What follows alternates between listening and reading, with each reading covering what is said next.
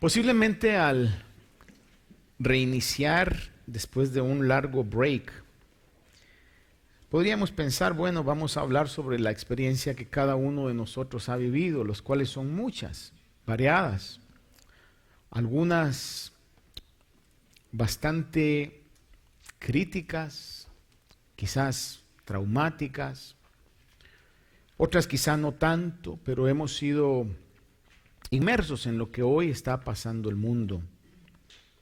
Tampoco quiero venir e informarnos porque yo creo que ya estamos hasta cansados de tanta información en relación a esta situación que se está dando. Solamente que usted haya elegido pues no saber nada, estará ignorante de cómo se debe de conducir y lo que está pasando no solamente acá, que gracias a Dios el nivel bajó, sino en lo que está pasando en Estados Unidos y no digamos en otros países. Sin embargo, le voy a decir algo. Los culpables de todo esto somos nosotros. Usted me dirá, ¿por qué, pastor? Sí. Porque es el pecado de la humanidad la que hace que hoy estemos en esa atmósfera de temor y de angustia. Son nuestras transgresiones las que han hecho que aún la naturaleza esté gimiendo por la manifestación y la restauración de lo que un día fue. Hoy tomamos la cena del Señor que representa la sangre de Cristo, que es el pago que el cielo requería por el pecado que la humanidad ha cometido. El pecado tiene que ser castigado, hermano. En la justicia divina el pecado tiene que ser castigado. Y la manifestación y la ventaja que tenemos, el regalo, la gracia de Dios ha sido que Dios mismo propició, dio el pago para que la humanidad no tenga que pagar, sino que el castigo de nuestra paz cayó sobre Jesús. Y por sus llagas nosotros hemos sido sanados y entramos a la gracia de Dios. Y hoy podemos tener la certeza, porque esa es una de las características del Evangelio.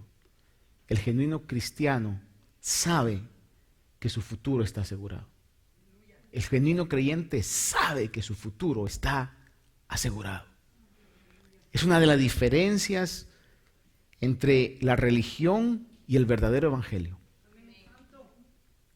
Cuando usted testifica a un católico y le pregunta a un católico, estoy hablando de un católico apostólico romano, y le dice, si usted muere va al cielo, el 95% o más le va a decir, solo Dios sabe. Sin embargo, cuando usted le pregunta a un nacido de nuevo, le dice con toda seguridad, amén. Ausente en el cuerpo, presente con el Señor. Porque lo que hace la diferencia es que no tenemos que hacer nosotros nada porque Jesús lo hizo ya todo. Amén, aleluya. Lo único que tenemos que hacer es aceptar ese regalo, creerlo con fe. Y como consecuencia de ello, va a haber un deseo que el Espíritu Santo pone en cada uno de nosotros de obedecer su palabra. Aunque es difícil. Lo que decía la hermana Janet, ¿verdad? Hoy el cuerpo quizá le pedía descanso, playa, qué sé yo, qué tanta cosa, ¿verdad? Continuar con la celebración del 4. Sin embargo, cuando hay el Espíritu del Señor dentro de nosotros, surge esa sed, esa necesidad de decir, tengo que obedecer a lo que la palabra de Dios me dice. Pero no por esa obediencia vamos a ganar el cielo, porque nadie podría pagar lo que el cielo requiere para entrar al cielo. Vamos a entrar porque Jesús pagó por su sangre. Y lo que hoy hicimos es un acto que Él estableció como una proclama, que por un lado proclamamos esa realidad y por otro lado también está diseñado a que nosotros como congregación, como familia espiritual, podamos ser disciplinados delante de Dios por medio de la Santa Cena. En una disciplina donde Dios va corrigiendo nuestro caminar, nos acercamos delante de Él, haciendo un análisis, una introspección en el Espíritu y pidiéndole perdón por las faltas que nosotros hemos cometido. Durante este tiempo, lo primero que el Señor ponía en mi corazón, hablar en lo que pude, le decía yo que el arrepentimiento es distinto al remordimiento. Y hoy día, ¿sabe que me da tristeza hoy algo? Porque en medio de todo esto, me recuerdo haber hablado con una persona que estaba muy mal. Y le decía, espero que no estés sintiéndote con esa actitud de buscar a Dios por lo que estás pasando hoy nada más, sino cuando ya todo se calme, eso pueda seguir adelante, porque es el peligro y es el riesgo que va a haber. Que cuando estamos en medio de la tormenta, todos nos, entre comillas, arrepentimos. Y hoy me da tristeza no verlo en medio nuestro, aunque sé que podía estar acá. No sé cuál sea la razón, pero muchas veces ese es el peligro más grande que tenemos. De que cuando todo está bien, comenzamos otra vez a caer en esa actitud en la que el mundo se encuentra.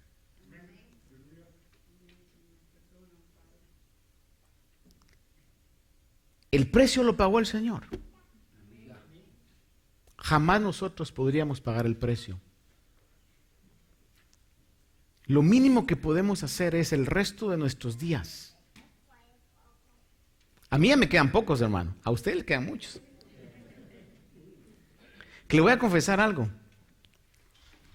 El último día que yo tuve la oportunidad de predicar acá, porque el último que predicó acá fue Marlon. Pero el último día que yo tuve la oportunidad de predicar acá, que iba a ir a una cirugía, solo mi esposa y yo sabíamos bien. Yo me despedí.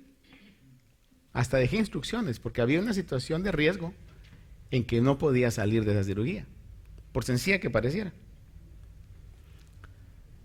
Pero bueno, Dios me dio más años, pienso yo, meses o semanas, no sé.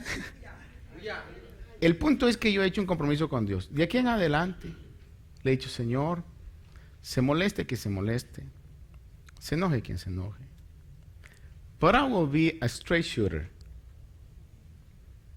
Voy a hablar de la realidad de lo que es el pecado.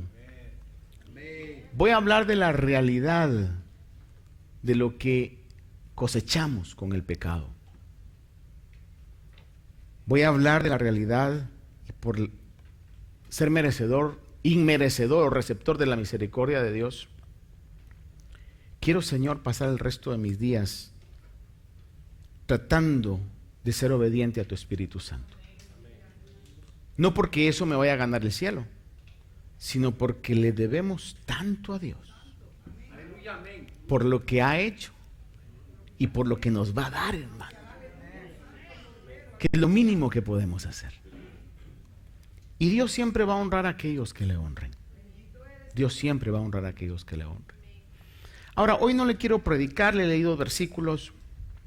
Hoy quiero llevarlo a un recorrido de hechos que usted y yo sabemos, para que cada vez que vengamos a la cena del Señor podamos tener quizás una perspectiva bíblica sobre lo que eso significa, sobre lo precioso que es la sangre de Cristo. El pecado entró al mundo cuando Adán y Eva pecaron, y con el pecado entró la muerte. Leímos en Génesis que dice que el Señor maldice a la serpiente porque fue el instrumento que Satanás utilizó, que se dejó usar para poder engañar a la serpiente, y hace una declaración y dice: va a venir un descendiente de la mujer a la que la serpiente engañó y Satanás engañó. Va a venir un descendiente de esa mujer que te va a aplastar la cabeza. Tú le vas a herir el calcañar, pero él te va a aplastar la cabeza. Y desde entonces comenzó una guerra del enemigo, del diablo, para evitar que eso pasara. Podemos ver claramente que Satanás ha querido destruir esa simiente, primeramente evitando su nacimiento. Comenzó todo con que los dos hijos que vemos que Adán tuvo, Caín y Abel, uno de ellos dice la palabra que era del maligno. Creo que usted lo ha leído. Dice que Caín era del maligno. Primera de Juan 3:12 lo dice así. Y el que era del maligno mató al que era de Dios. Caín mató a Abel. Satanás obrando para querer destruir a esos que tenían el corazón y la inclinación por Dios. Luego fíjese que Dios le da otro hijo a Adán llamado Set. Y en Génesis 4:25 y 26 dice: y conoció Adán otra vez a su mujer, y ella dio a luz un hijo y le puso por nombre Set, porque dijo ella: Dios me ha dado otro hijo en lugar de Abel, pues Caín lo mató. A Set le nació también un hijo y le puso por nombre Enós. Por ese tiempo, óigame, cuando Enós nació, dice, por ese tiempo comenzaron los hombres a invocar el nombre del Señor. ¿Qué nos está diciendo la Biblia? Que Satanás ha de haber dicho: ya eliminé la simiente que busca a Dios, pero no contaba que Dios iba a permanecer siempre, iba a mantener su simiente. Le da a Set, Set tiene a Enós, y por ese tiempo comenzaron los hombres a invocar otra vez el nombre del Señor, porque Dios siempre mantendrá sus promesas y su simiente. Luego en capítulo 6 de Génesis podemos ver un hecho que usted lo sabe muy bien. No lo busque ahorita, se lo voy a recordar. Que dice que los ángeles, cuando dice los hijos de Dios, está hablando de los ángeles caídos. Al ver que las hijas de los hombres eran hermosas, dice que se unieron a ellas y comenzaron a contaminar la simiente humana, al grado que comenzaron a nacer criaturas híbridas, mitad humanos y mitad ángeles caídos, para querer contaminar la simiente. Lo que le estoy hablando es de la lucha de esa simiente. Satanás no quería que naciera esa simiente, porque él sabía que Dios había dicho: la simiente de la mujer va a aplastar tu cabeza.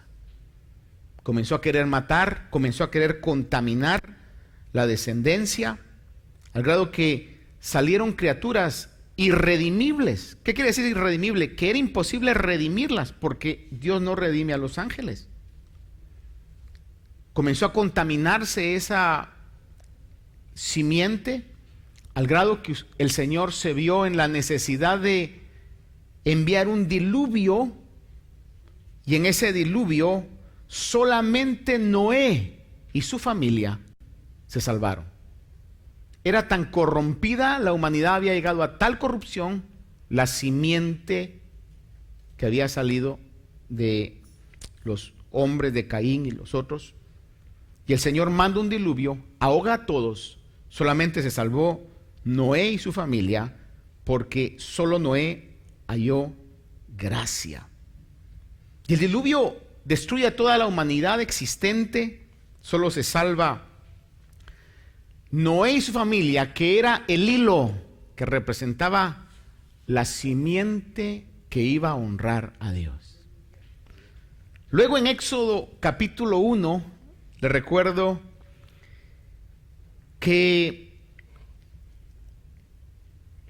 Jacob llegó a través de José a Egipto. José, que fue vendido por sus hermanos, y Dios lo posiciona como el segundo de Faraón, y por medio de él llega su padre Jacob con todos sus 11 hijos más, y comienzan a multiplicarse y a multiplicarse. Pero luego pasó esa generación, José se muere, y luego dice la palabra que se levantó un rey que no había oído de José y se dio cuenta que los israelitas eran muchos. Y entonces, como todo buen político y estadista, dice: si estos se levantan, pueden quitarnos el poder. Entonces lo que comienza a hacer es: ¿cómo hacemos para eliminar a este pueblo judío? Los comienzan a molestar, a hostigar con trabajos, etcétera. Pero dice la palabra de Dios que mientras más los cargaban, oiga esto, más se multiplicaba. Ahí podemos ver la mano y la providencia de Dios.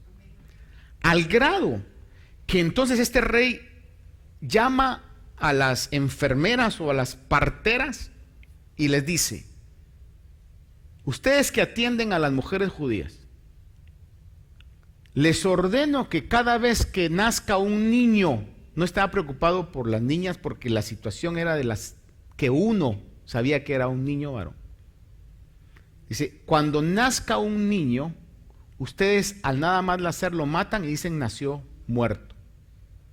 Y dicen que estas dos egipcias, por alguna razón, bendita providencia de Dios, les entra temor, arriesgaron su vida y su carrera y todo lo demás. Y entonces dice que cuando nacía un niño, pues lo dejaban vivir, y cuando el rey les pidió cuentas, les dicen ellas: mira, rey, no sabemos qué hacer porque las hebreas no son como las egipcias.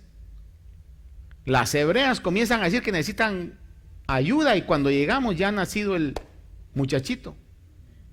El cipotío ya está ahí llorando, el muchachito ya está llorando, ¿ya qué podemos hacer? No lo vamos a matar ya ahí. Dice que hicieron eso, oiga esto, mintiendo porque tenían algún temor dentro de ellas. Y entonces, como no pudieron acabar con la simiente, entonces el rey dice: vamos a matar a todos los niños. Y es en esa atmósfera donde nace un Moisés, que usted sabe que cuando nació dice que era hermoso. Y entonces la mamá lo escondió por un tiempo, pero al cabo de un tiempo ya no pudo esconderlo. Entonces le hace una especie de barquito y lo va a poner en un lugar estratégico que sin duda Dios la guía que lo pusiera ahí. Y es curioso que el niño que el faraón quería destruir, óigame cómo es Dios, el niño que el faraón quería destruir resultó siendo el hijo de su hija. ¿Y quién cree que pagó por la leche, la fórmula, los pañales, las visitas al pediatra? El mismo que quería matarlo fue el que lo crió. Dios preservando su simiente. Fíjese que más adelante podemos ver que Dios levanta a un rey. Ya cuando la nación de Israel se instituye, a un rey llamado David, y de la descendencia de él había prometido el Señor que vendría el Mesías. Y usted va a ver, en base a eso quiero que entienda el odio de la nada que Saúl le tenía a David. Porque la palabra de Dios revela que se enojó porque las doncellas cantaban: Saúl mató a sus miles. Y luego la frase número 2 era: y David a sus 10,000. Y eso le puso tal rabia que aquel que había amado a David y sabía que David lo amaba, ahora lo perseguía para matarlo. Porque de la descendencia de David es que iba a venir la simiente que iba a destruir la cabeza de Satanás. De la descendencia de David podemos encontrar en el libro de Crónicas capítulo 21 y 22 que hay una situación ahí entre reyes, hermano, que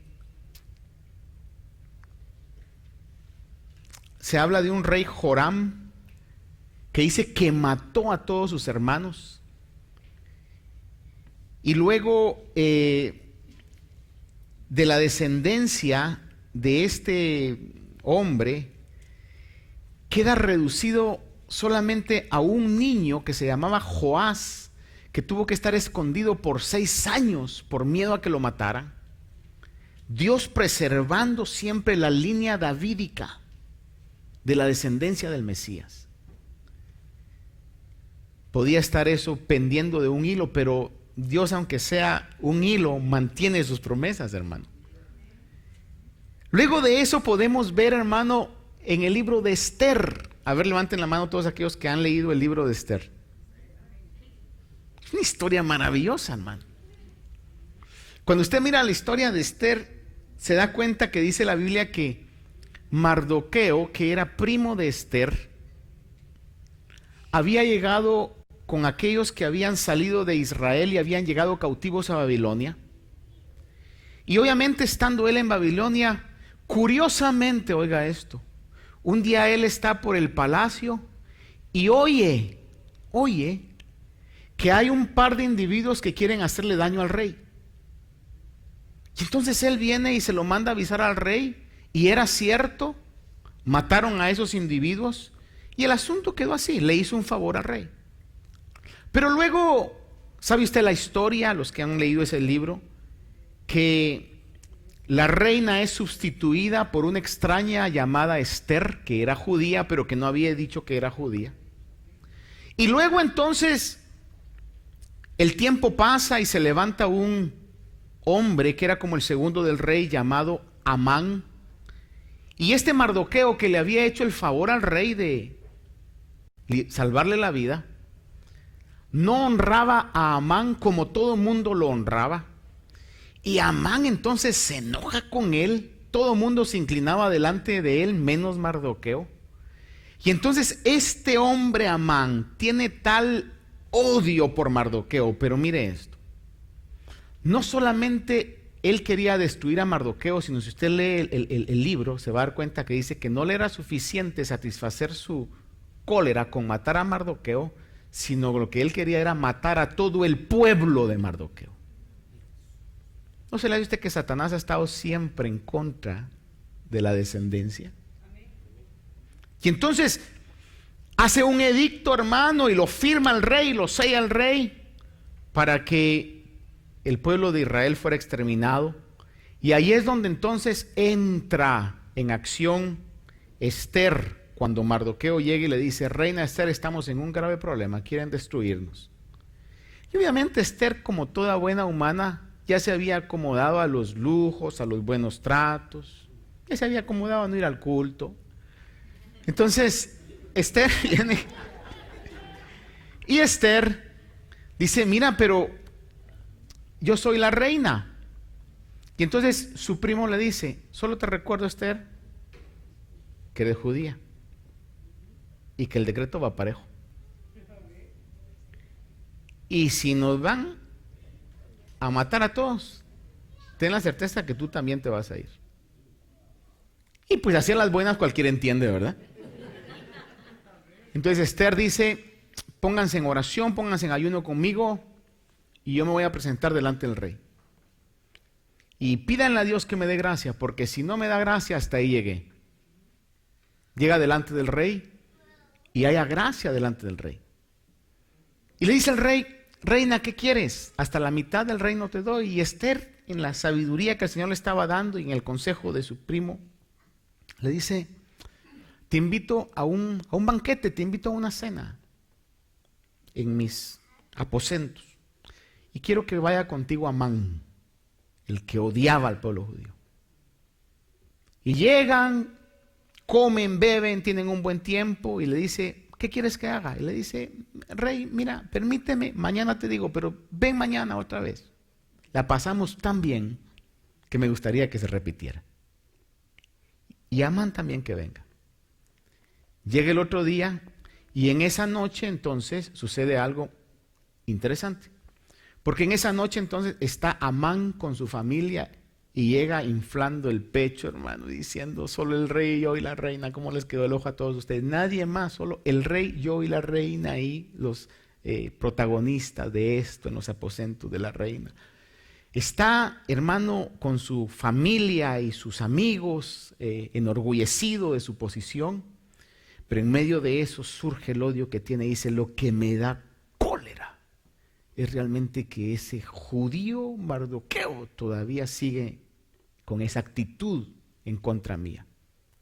Y la familia, buenos consejeros parecidos a él, le aconsejan y le dicen de que hiciera una horca, 50 codos, si no estoy mal yo en las figuras, y que entonces él había tenido tal gracia que ahorcara a Mardoqueo. La construye, y el otro día que va a el segundo banquete, en la noche anterior, el rey no podía dormir. Curiosamente, por alguna razón, se le quitó el sueño. Y entonces se le ocurre al rey y dice, ¿saben qué? Léanme las crónicas, léanme las memorias, porque los reyes siempre escribían todo lo que estaba pasando. Dice, léanme las memorias.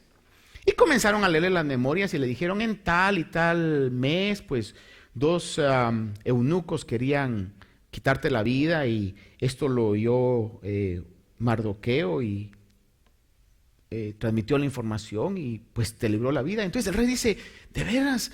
¿Y qué hicimos para honrar a Mardoqueo? Y le dicen nada. Por eso, si usted cree que merece honra y Dios no ha permitido que la tenga, posiblemente no es para este tiempo. Está el Señor reservando eso para un momento más indicado. Como lo mismo que Mardoqueo le dijo a la reina cuando la reina no quería actuar, le dice, reina, recuerden, no vaya a ser que para esto el Señor te haya puesto donde te haya puesto. Y entonces, cuando le dicen, ¿y qué se hizo por Mardoqueo? Nada, dice. No, dice, hay que hacer algo si me libró la vida. Y entonces, en el día del segundo banquete, cuando estaba ya el rey ahí acercándose, llega Amán, y entonces el rey le dice, Amán, a ver, dime qué puedo hacer para alguien que yo quiero honrar. Y Amán, en su propio engaño, iba a decir el pobre pero desventurado, creyó que estaba hablando de él. Y le dice, mira, lo que yo haría es que agarraría un manto que el rey ha usado, se lo pondría, y agarraría un caballo que el rey ha montado y lo pasearía por todo el territorio diciendo, así se hace a los que el rey quiere honrar. Él se miraba ya montado en el caballo con el manto, hermano. Y entonces le dice, perfecto, Amán, por eso te tengo donde te tengo. Le dice, haceme favor y te lo voy a encargar a ti. A vos te doy ese encargo. Hacerlo tal y como le dijiste, al pie de la letra, con Mardoqueo. ¿Cómo cree usted que se sintió ese bandido? Se le ha retorcido la tripa, hermano. Definitivamente. Y lo tuvo que hacer. Y en el banquete sale a luz el plan malévolo que él tenía. Porque cuando el rey le pregunta a Esther, le dice, reina, ¿qué es lo que hay en tu corazón? Y le dice, rey, hay un hombre malvado que quiere exterminar a mi pueblo. Y el rey, hermano, que amaba a la reina, le dice, ¿y quién es ese bandido? No le dijo en esas palabras, ¿verdad? Le dice, es Amán. Dice que el rey sale al jardín del shock que tuvo, sale al jardín, y cuando entra está Amán tirándose donde estaba la reina, quizás encima de ella, y cuando el rey entra en ese preciso momento lo mira casi encima de la reina. Y le dice, no solamente te basta lo malvado de tus planes, sino ahora quieres deshonrar a la reina. Y dice, ahórquenlo en la misma horca que él ha construido. ¿Sabe usted que Dios está en control de toda situación, hermano? El enemigo quiso destruir la simiente del pueblo de Israel y ha querido destruirla. Sin embargo, Dios siempre la ha preservado. Sigue la línea del Mesías y usted sabe, el Señor Jesús nació. Se le aparece Gabriel a María y le dice, salve muy favorecida. Vas a resultar siendo la elegida para que de ti nazca Jesús, el Salvador. Emmanuel, Dios con nosotros. Nace el Señor y ¿qué cree usted o recuérdese usted lo que pasó? Nace el Señor y entonces el rey Herodes lo primero que hace es que manda sacar un edicto. ¿Y cuál fue el edicto? Que mataran a todos los niños que estaban naciendo. Detrás de Herodes estaba el plan de Satanás. Dice que José se va con María a Egipto huyendo para que se cumpliera la escritura que dice: de Egipto llamé a mi hijo. Aleluya. Hermano, Dios preservando siempre eso.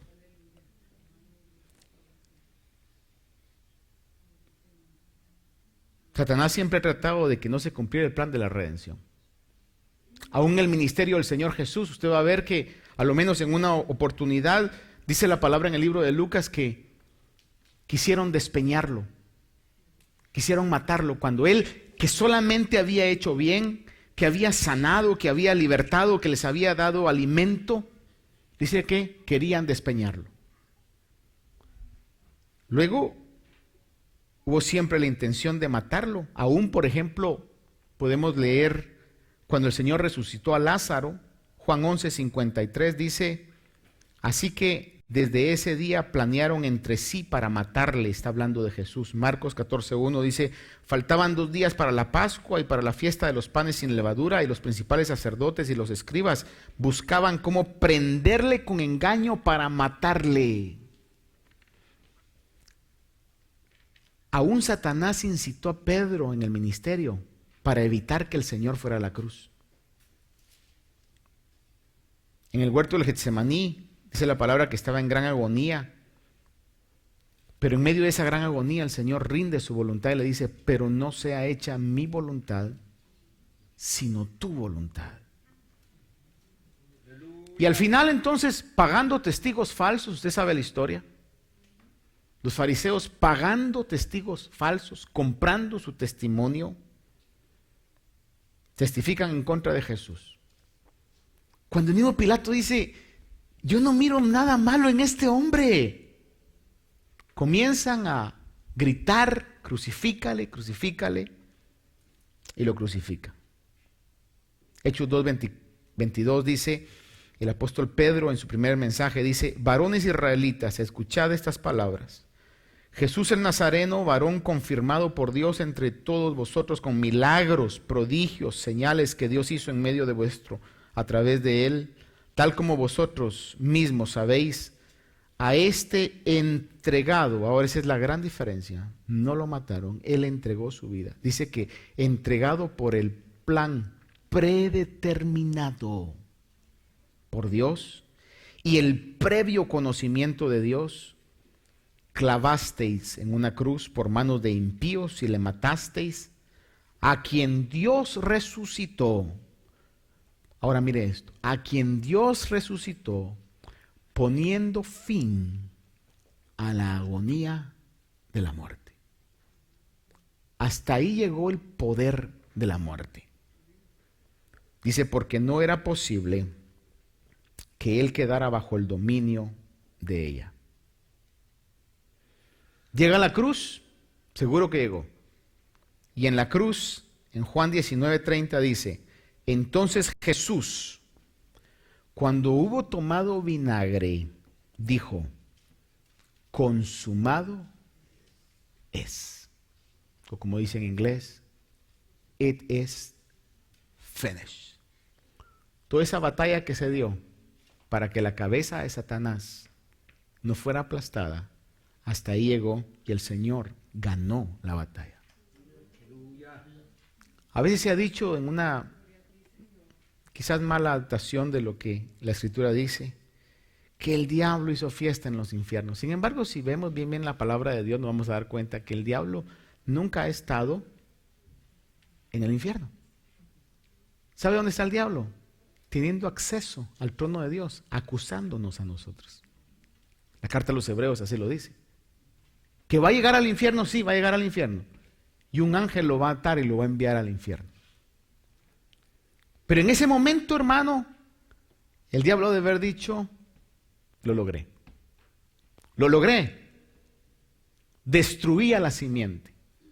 Sin embargo, era en el plan predeterminado de Dios y en el pleno conocimiento de Dios que se diera ese sacrificio, el cual hoy hemos proclamado. La simiente de Dios llegó a donde tenía que llegar.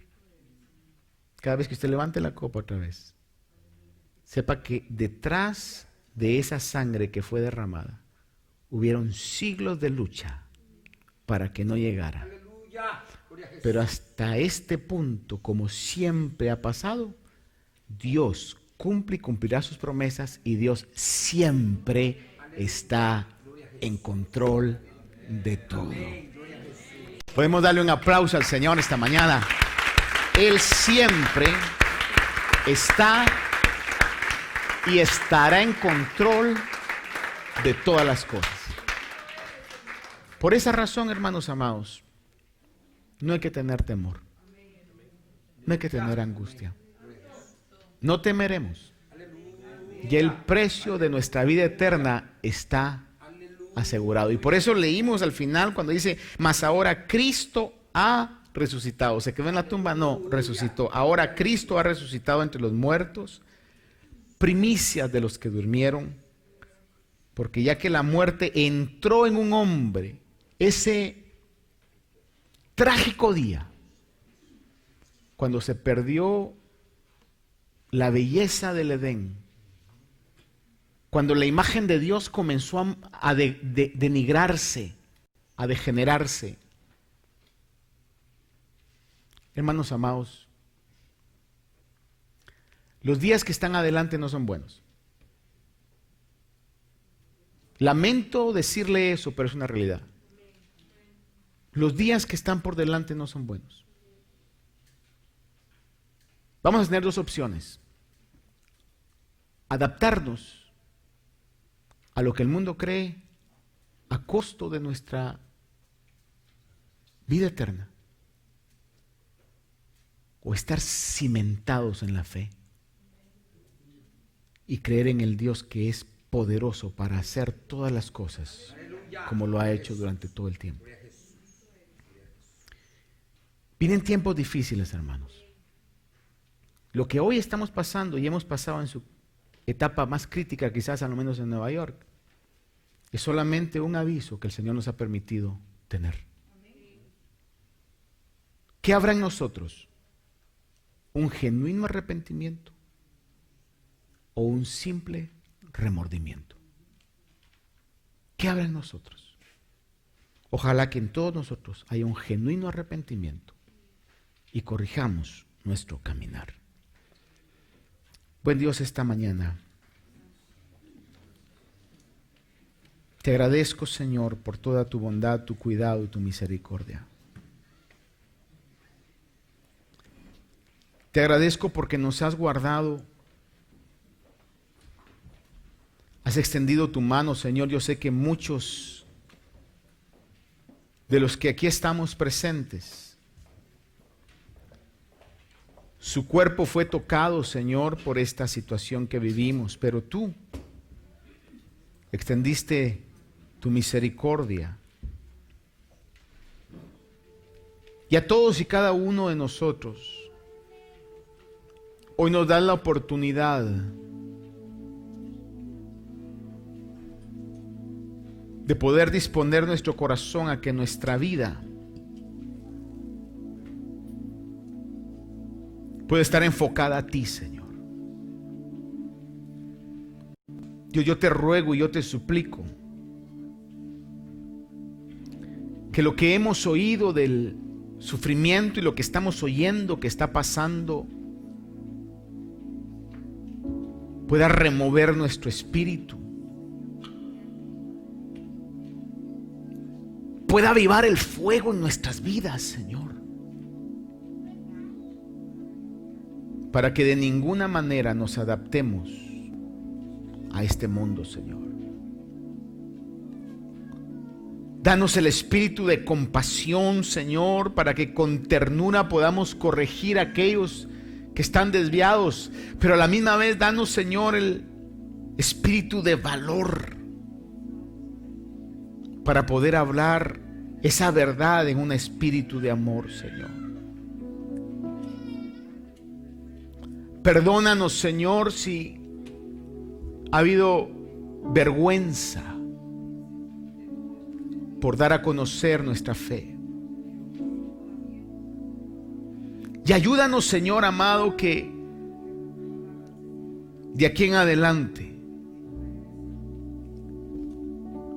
podamos tener acciones que no sean las mismas, Señor. Si hemos hecho algo bueno, que lo hagamos mejor. Si hemos negado con nuestras acciones tu fe, perdónanos, Señor. Y ayúdanos, Dios mío, a poder tener ese espíritu de valor, de poder, de dominio propio. Que el temor no tome control de nuestras vidas. Que podamos ser testigos de que porque tú vives, nosotros también vivimos. Oh, bendito Dios. Yo vengo delante de ti, Señor, en medio de esta congregación, arrepentido.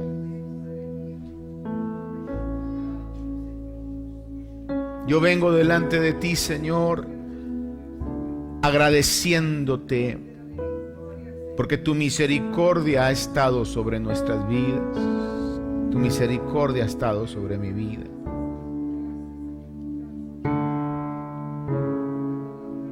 Pero que ese arrepentimiento sea genuino, Señor. Podamos buscarte como nunca antes lo hemos hecho. En la intimidad de nuestro hogar, para que cuando salgamos y tengamos ese contacto con aquel círculo en el cual tú nos has puesto, podamos ser luz, podamos ser sal. Amado Dios, yo te ruego, Señor, que no se nos olvide la realidad, que estamos en un mundo, Dios, que está cosechando la siembra de tantos años, décadas de pecado. Y que no pongamos nuestra mirada en este mundo, Señor. Que podamos levantar nuestra mirada a ti, Señor. Es lo que te pido en el nombre de Jesús. Al mirar tu santidad, somos transformados